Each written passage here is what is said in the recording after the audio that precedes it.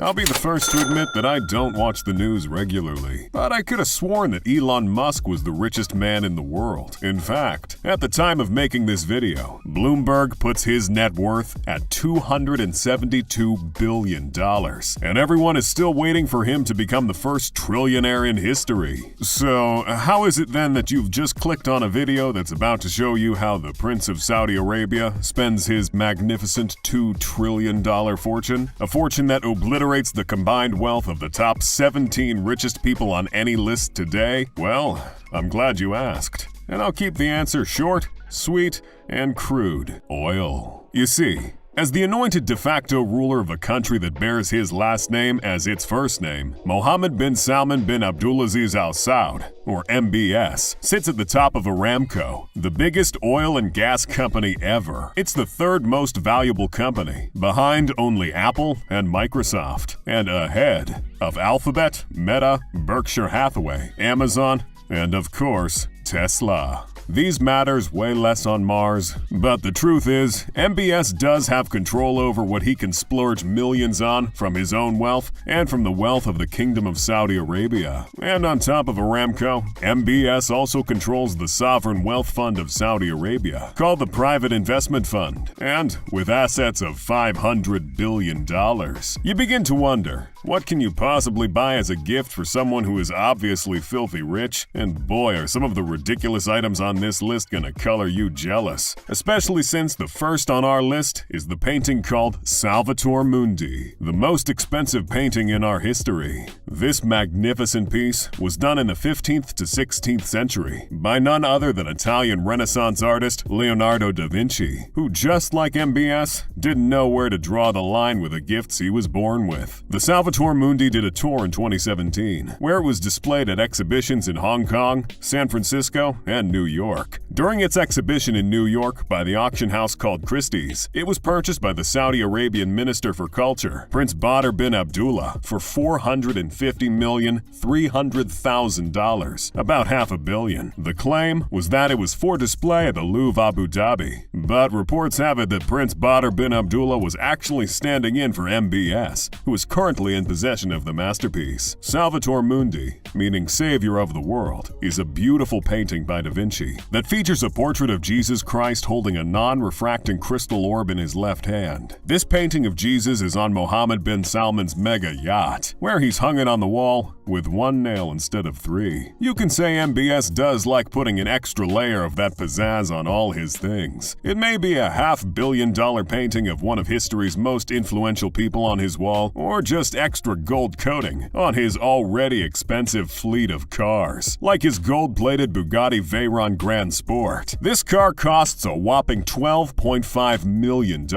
and the Grand Sport has been recognized as one of the fastest street-legal vehicles in the world, with a speed of 431 kilometers per hour and a 0 to 100 kilometers per hour acceleration in 2.5 seconds. That acceleration just about edges that of the Lamborghini Aventador SVJ, which goes from 0 to 100 kilometers per hour in 2.8 seconds. And spending on luxury vehicles goes from 0 to 100 in the blink of an eye, because he splurged almost $8 million to buy this Lamborghini and, of course, covered it in gold. In fact, he owns a Rolls-Royce Phantom drophead coupe, a Bentley Continental Flying Spur, a Rolls-Royce Phantom Coupe, a Range Rover, and a Mercedes G63 6x6 truck, for a grand total of $36 million. And, of course, he's covered them all in gold, and even ornamented the chairs with gold-like embroidery. At this point, maybe his cars run on gold instead of gas, and if that doesn't fuel your desire to get rich, maybe his magnificent French chateau called the Chateau Louis XIV will. Back in 2015, when Prince Salman purchased this mansion for $300 million, it became the world record purchase for a residential property. But MBS didn't stop there. No, instead he got to work and employed Saudi-born French property developer Imad Khashoggi to rebuild and redesign the mansion. Khashoggi merged high-tech installations and controls with 17th century craft traditions and employed them in the rebuilding of this 57-acre chateau. Over the course of 3 years, over 131,000 people worked on this mansion. That's an average of 120 people per day. They included experts like stonemasons building the house to style, marble workers who sculpted a pristine statue of Louis XIV and molded for the Grand Siècle-style fireplaces, gardeners that designed large expanses of parks and French-style gardens with embroidered box hedges and tree-lined labyrinths, and painters and decorators that painted the ceilings of several reception halls, master suites, and the cupola of the main drawing room. The chandeliers are magnificent high lights hanging in the chateau, but these otherworldly paintings and magnificent gardens are the highlights of this luxurious home. And to think the Salvator Mundi painting that we discussed earlier is almost double the price of this massive estate. A $500 million painting that hangs on the walls of Mohammed bin Salman's serene yacht. That's right. The serene yacht is ginormous. It is, in fact, among the top 10 largest yachts in the world, with a length of 439 feet and a beam standing at 60 feet. Serene has a jacuzzi with automatic lighting on the outer top deck, lounge areas, sitting rooms and bars on its decks, several staterooms and a master suite, a helipad, and a garage to house its many speedboats and tenders for when MBS wants to go overboard. But MBS went overboard with a different kind of tender called Monet, as this sea monstrosity is unsurprisingly valued at $500 million. It was initially built for Russian vodka tycoon Yuri Shefler for $330 million, and in 2014, the one and only Bill Gates leased the yacht at $5 million per week. But while vacationing in the south of France in 2015, Prince Salman decided to splash $550 million on the water vessel. From the hands of one ultra-rich man to another, the Serene yacht is an example of great sportsmanship amongst the wealthy. And speaking of sportsmanship, Prince Salman's latest acquisition is a legendary English soccer establishment called Newcastle United Football Club, or more commonly known as the Magpies, through the Sovereign Wealth Fund of the Kingdom of Saudi Arabia, known as the Public Investment Fund, or PIF. MBS was able to purchase the English football club for £300 million. The deal took almost 2 years to complete. But at the end of the day, Newcastle is now the richest club in the world, due to their owners, the PIF, having a value in assets totaling almost $500 billion.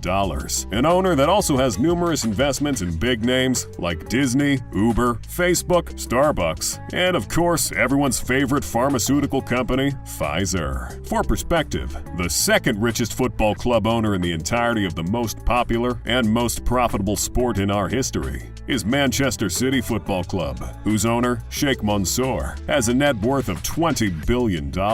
Many have seen this acquisition by Mohammed bin Salman through PIF as a way to diversify their sovereign wealth fund from just oil. And like we said, PIF invests in some pretty big names already, which has brought its assets to $500 billion. Soccer is an investment that cannot be snuffed at, as more and more billionaires have joined the party. For example, Russian-Israeli oil billionaire oligarch Roman Abramovich and the Italian billionaire family Andrea Agnelli and family own 2 of the biggest clubs. And more recently, the wealthy in the US of A have turned their eyes to developing and investing in the sport in their region too. For perspective on the lucrative nature of soccer, a top soccer club like Manchester United or Chelsea spend more on players' wages in a single year than the entire civilizations of the world spend on asteroid defense.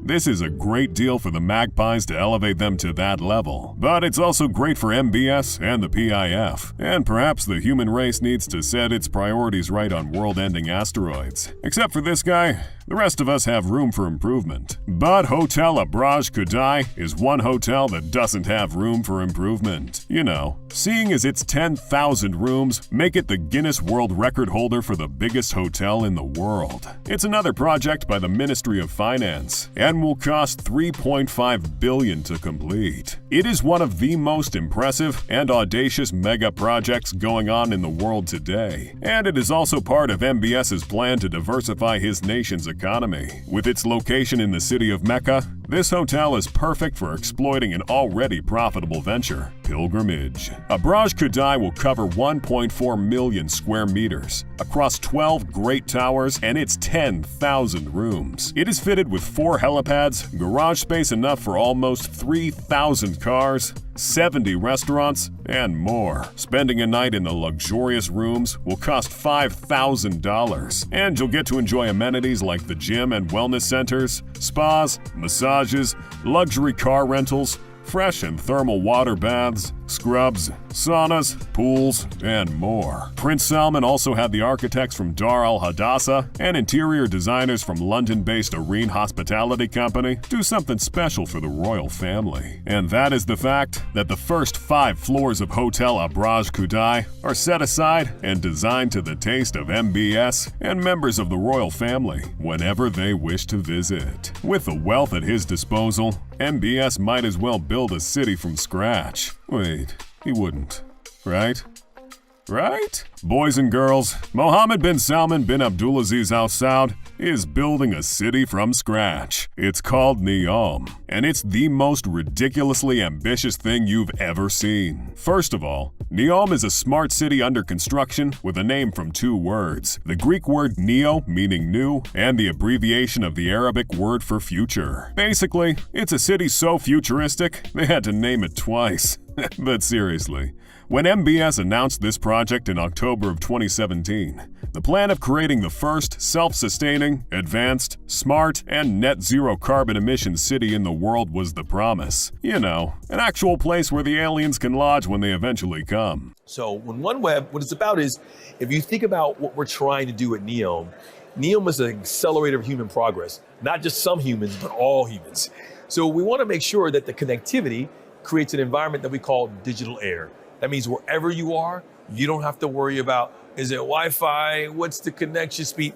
It gives you what you need, when you need it, right person, right time, right place. And wouldn't you know it, it has a budget of $500 billion for its completion. This is a real thing, guys. Seriously, you can look it up. It will be 3 times the size of New York City and will be designed in such a way that everything you need at any point in the city is within walking or cycling distance, since, you know, there won't be cars or even traditional roads in Neom. Instead, long-distance transportation will be made using shared, autonomous electric shuttles, high-speed underground transit systems, and urban air mobility. Not to mention, the seaport will be the first fully automated seaport, and the experience at Neom Airport is seamless from the curb to the gate. Sections of the gigacity like the Line and the Octagon are already under construction, so it's not a matter of if, it's a matter of when. Earlier in this video, we posed the question, what can one buy as a gift to someone like this, with a net worth well over $2 trillion? Tell us in the comments below.